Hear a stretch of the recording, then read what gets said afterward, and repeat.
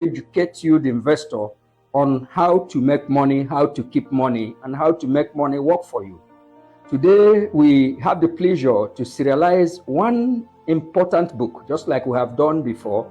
This book is out there on the street. This book is what you can get on the net. It's readily available for you. This book was written in 1997 by Robert Kiyosaki. You will know the book now, even though he wrote many books. This one is called Rich Dad, Poor Dad. If you want to get into personal finance knowledge, this is a Bible, so to say. This is a book of reference, and I would like you to read it. But let me tell you, for those of you that have not been very good at reading, let me try to give you the key points so that I will get you interested. Even if I don't get you interested, you can learn a few things from it. And I captioned it 10 benefits, 10 key benefits, 10 lessons, if you like, from Rich Dad, Poor Dad, Robert Kiyosaki's book. Now, as a preamble, take it this way. A lot of people work really hard, but at the end of the month, at the end of an accounting period, they are not able to make ends meet. They may earn fat salaries, but still they are in debt, in what is called rat race for money. And people keep going every now and then, but little wonder, they don't even know what's going on with them. The reason is very simple: lack of financial intelligence, lack of financial education. If you lack it, no matter how much is given to you, no matter how much you earn as a salary, you will be in that rat race perpetually. So I'm going to give you 10 reasons, 10 points, 10 lessons from that book, Rich Dad, Poor Dad. Now, the truth is that if you do not read this book and you do not have the knowledge, I pity you, because you may not be able to make ends meet. Number one lesson from that important book: the rich make money work for them, while the poor work for money. I turn it the other way. The poor work for money, while the rich make money work for them. You could be poor now, but if you have a proper mindset to make money work for you, you will soon become rich. Even if you are rich by inheritance and you do not want to make money work for you, you will become poor. So it's, to me, the key to every successful person. What am I saying? If you have the mindset of an employee, you never thought of being an entrepreneur, I'm afraid you may not make it. Let me put fears into you, if you like. I don't care how much you earn as salary every month. You are not a millionaire. The reason is simple. You cannot be a millionaire earning salary. No. Robert Kiyosaki explains this point to us very clearly. So you must make money work for you. Either you're placing your money to make it work for you, or you're investing your money, you must make it work for you. Number two is financial education is your greatest asset. Not the cash you carry, not the house you carry, not the investments in bonds, definitely not investment in shares. If you lack financial education, you have lost everything. It's your greatest asset as far as investment is concerned, is that financial education. And when you lack it, you lack everything.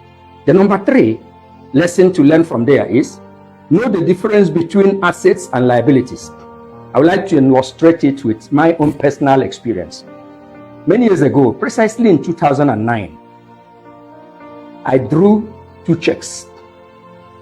One check for 7.5 million naira Nigerian money at that time, which is big money now if you convert it to dollar at that time. And the 2 checks, each of them exactly the same amount. I bought a brand new car, brand new vehicle, personal for myself, 7.5 million, and then use 7.5 million to buy a property. That property, as I speak to you, is worth about 70 million naira now. But that vehicle I'm talking to you, if I give it to you for 1.5 million, you may not take it. So what's the difference? Many people think that car is an asset, but car is not an asset. You have seen The simple rule according to Rich Dad Poor Dad is that anything that does not appreciate over time is not an asset. That's a simple rule about assets. Don't worry about accounting. Don't worry about what you see in the columns of account. Cars will come under the column of assets. But we are talking serious business now. It's not about cars. Number 4, that book says we should not be controlled by emotion. Every successful businessman I know, every wealth creator I know are not led by emotion. They can deal on anything so long that it brings money. That's number 4. Do not be controlled by emotion. Some years ago, I will not forget this. The richest man in Africa, Dangote, used to have interest, or rather owned Liberty Merchant Bank. And one day we discovered he had sold it, and we said, and he sold it at a time that central bank was not giving licenses. And I thought, this man, have you gone bananas? When everybody is looking for it, you sold your own. But that is not to have sentiment. Somebody must have offered him a price that he knew very well that it wasn't even worth it. He sold it without blinking an eye. Told my wife, you see this place where we are living, you have showed me that you love it and you like the space we occupy. But let me tell you, if anybody wakes up any day and tells me he needs this property or else he will die, I tell him, don't die. I give it to you. But I've known my price. So there's no emotion, there's no sentiment as far as investment is concerned. Number 5, work to acquire life skills. Work to acquire life skills, not money. Oh, this is important. You will say, don't we work for money? Yes, if you are employed, you will earn your money. But please look into what your company is doing. Acquire skills from there. That skill is an asset that will help you when you are your own. Now, I keep telling people, there's nothing wrong about being an employee. In the stage of life, there's a time to be an employee. But if you're an employee to a company and in a company, please see it as a period of apprenticeship. Acquire life skills because you will need it somewhere along the line, or else all you are doing will be a waste if money is what you have gone to make. Make money, make no mistake, you need it to survive. But please look at life skills to acquire from that business that you are going into or that people employed you to do. So that's an important skill. Failure inspires winners and defeats losers. Very important. I have had men who succeeded in business. It's not all rosy, all true. It wasn't all rosy. Some thought it would be this and it didn't work. It failed. Now, if a horse rider falls from a horse and continues to be on the ground and refuses to clean his ass and mount another horse, then he's not a horse rider. Every horse rider who had a fall gets up, cleans his ass and mounts again. Now, failure inspires winner. When a winner fails on a project, he tries to understand why he failed and put it to use in other things, including that same one. So you must not run away because you failed in one. No. If you do that, you will have so many failures. A friend of mine, I took him to a seminar. They taught us catfish business. I wasn't carried away because I didn't have the time for it. But he got into it. But he learned the hard way. He didn't go back again. What happened to the experience he has gained? Gone. So failure will inspire every winner, but it will drive away losers. Learn to manage risk. Very important. Every business has its risk, but your knowledge of how to manage that risk will keep you in the business or otherwise. There is no business in the world that doesn't have risk, but we do calculated risks. We don't put our head into something and say, because there's risk in everything, let's get into it because there's risk. No, you don't use your 2 legs to test the water. You must be reasonable. You must acquire management of risk and be able to run without getting into the risk that will cripple you. So risk is inevitable, but calculated risk you must do. Number 8 is mind your own business. Very important thing. You know, people are jack of all trade and masters of none.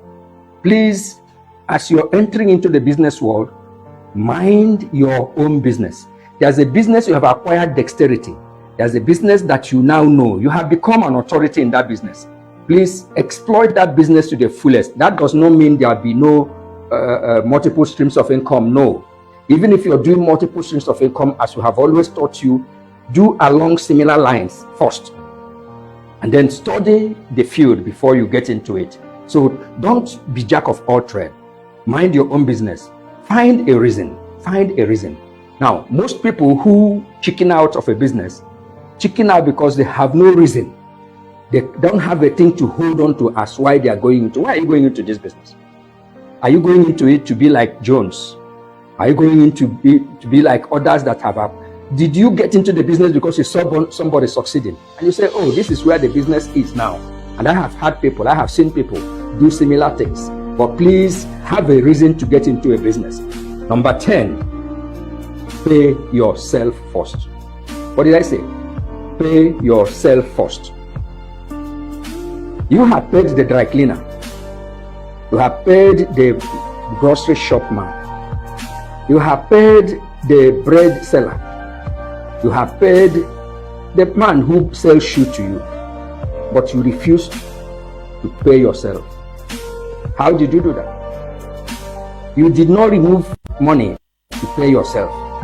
How do we do that? My salary is 100,000 naira.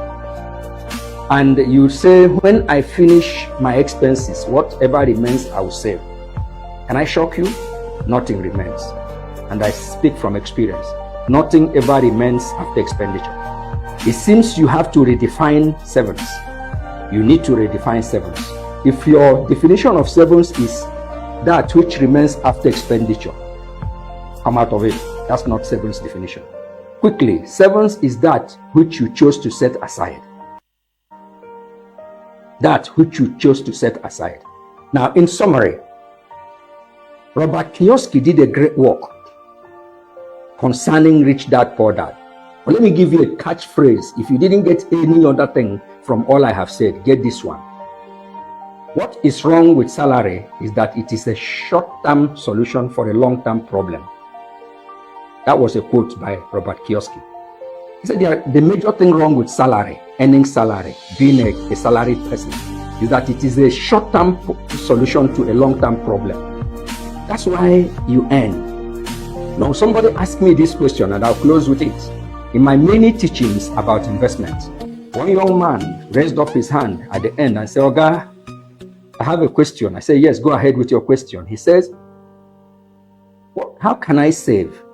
You are talking about investment. I said, yes. He said, you're talking about savings. I said, yes. He said, how can I save when my take home doesn't take me home? I repeat it. How can I save when my take home doesn't take me home? That is the cry of every salaried person. Their take home will never take them home. Because at the end of the month, you just look as if somebody has stolen your money. Did I speak to you? Yes, I know I'm speaking to you. You are experiencing it right now. Somebody didn't take your money. Nobody stole your money. You could even accuse your wife if you're married. But the truth is, salary earning is a short-term solution for a long-term problem. The moment you come out of it and out of that mindset, you are home and dry. Thank you very much. We will still give you another serial, another opportunity. As you come our way next time, you take another book of interest. But please read this book, practice what you see in it, and you will not remain the same again. Thank you.